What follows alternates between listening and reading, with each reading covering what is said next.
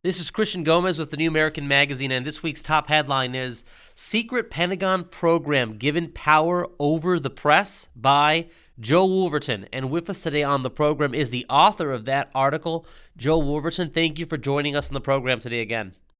Thanks, Christian. It's a pleasure to be with you as always.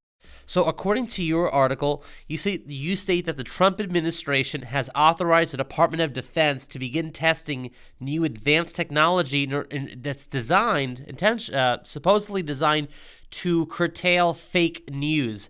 Can you tell us a little bit about this program that's been authorized?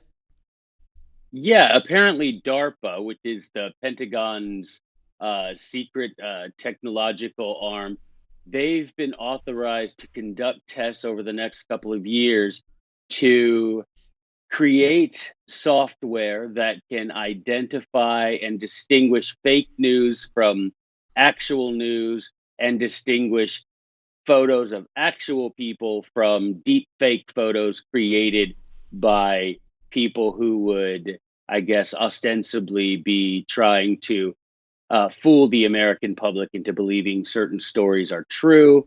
So now, when the Pentagon is finished with their testing, then the Pentagon will be in charge of deciding what is true and what is fake, and they will protect us from the fake news. This almost sounds like something out of the publicity department of the Communist Party of China.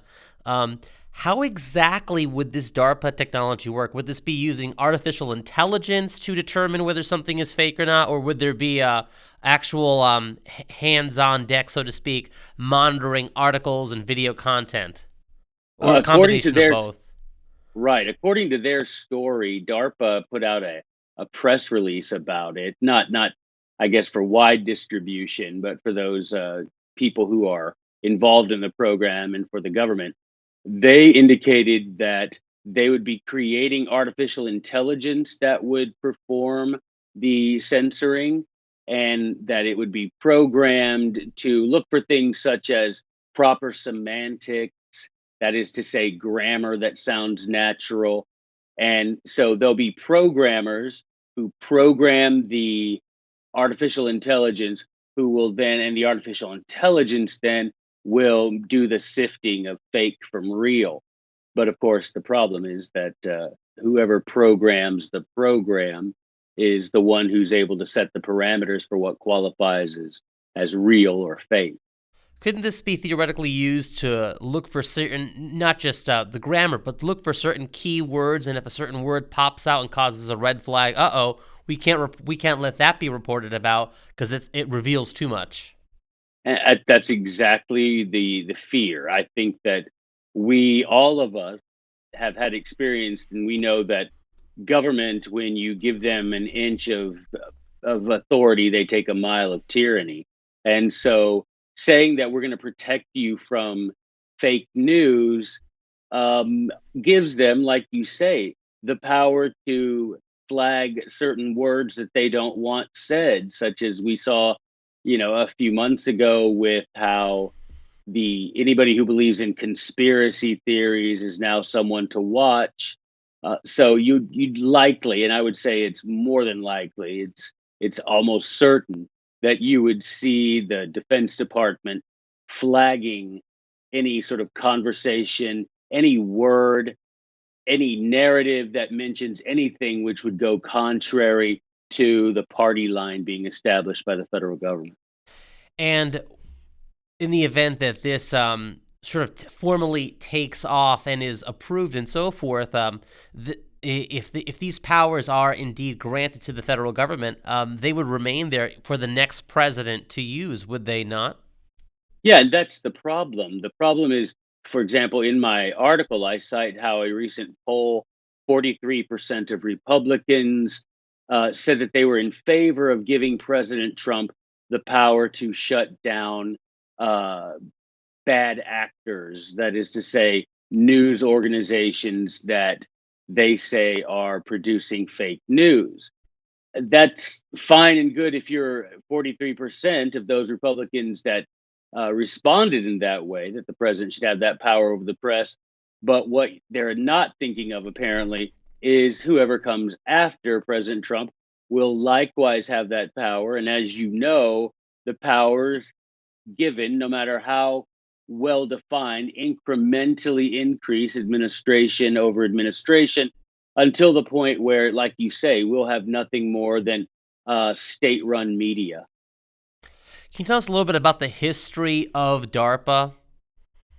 DARPA is one of those, the skunk works type organizations. It's the Defense Department's way of testing the most technologically avant garde uh, uh, weapons, so to speak, but all technological, although they have in the past, and I've covered DARPA a lot for the New American because of what they do goes unpublicized, and I think it should. They've created recently as well this technology that will use any sort of camera feed from red light cameras to subway cameras.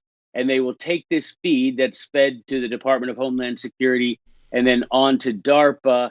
And DARPA has created software then that will be able to predict if a person is likely to commit a crime. And they will instantly notify local officials to watch that person because he has fit the description of someone who is likely to commit some sort of crime based on social media posts, based on images taken from red light cameras and subway cameras, and so as to protect us minority report style from people who might in the future commit crimes. So the left loves to say how President Trump dog whistles racism and dog whistles remarks that are anti-immigrant and so forth like that. Mhm. Um, if if the criteria of mass shooters and or criminals is taken from the definition or the lexicon of the left and organizations like the Southern Poverty Law Center, which had a lot of Right. influence in the Obama administration, and particularly with the Department of Homeland Security, what type of terms or red flags, so to speak, would this technology or could it be used to look for in identifying the alleged criminal or mass shooter before he or she supposedly commits a crime? Well, I don't think we even need to guess, Christian, because Homeland Security, the federal Department of Homeland Security, has issued time after time bulletins to their diffusion centers, their way of taking control of local law enforcement, where helping them to identify people who they should watch, people who have uh, the "Don't Tread on Me" flag, people who talk online about the Constitution, people who talk about the tyranny, people who talk about the federal government being out of control. Anybody who talks about conspiracies, anybody who talks about tyranny, things like they've put out press releases saying if you see a car with one of these 3% stickers or a Gadsden flag sticker or a Get Us Out sticker or any of those, or a Molon Labe sticker, any of those sorts of So anyone things who's that, pro-life, pro getting out of the United Nations, anyone who suspects that there could be plans for the United Nations to submerge us into a world government, all of these marks could be indicators to shut down or potentially even apprehend an individual based on their political beliefs. So this is like the thought police, but now becoming the speech police based on what you write or say in video. Okay, we're drawing down now to the final minute here. Any okay. last words, Joe, that you'd like to tell the audience about what they should do and further information about DARPA that you feel that should be stated? Well, DARPA itself, we're not going to be able to get rid of DARPA. It's part of the Pentagon, which the Defense Department is, at least in some level, constitutional. But I would encourage Republicans who are, advocates and support President Trump and think he's doing a good job. I would counsel them to contact the White House, contact their senator, and let him know that whereas they might trust him with the power to let the Pentagon control what we see, that he must remember that whoever follows him will have that power as well. And as we know, and as I said earlier, that power will become incrementally greater.